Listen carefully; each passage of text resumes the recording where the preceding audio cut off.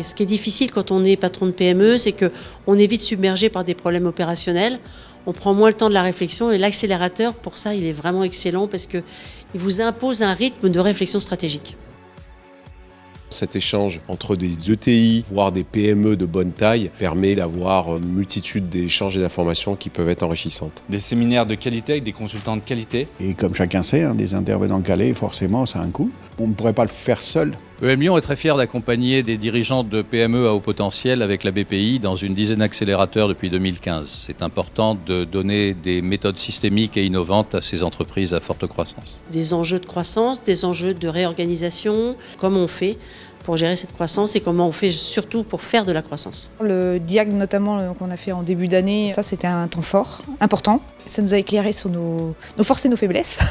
Voilà. Aujourd'hui, les différents modules qu'on a pu réaliser nous apportent des éclairages qu'on pourrait mettre en pratique dans nos sociétés et c'est ce qui est intéressant. On rentre vraiment dans le dur, l'ouverture du capital et l'organisation des tableaux de bord. Ça a permis d'identifier certains leviers de croissance. De fédérer toutes les personnes de votre entreprise autour d'un vrai projet stratégique et ça c'est très puissant. L'accélérateur nous donne des moyens de réflexion pour mieux résister et pour pouvoir sûrement mieux anticiper. Ce qu'il faut bien comprendre, c'est que le plan de relance, c'est le plan du gouvernement.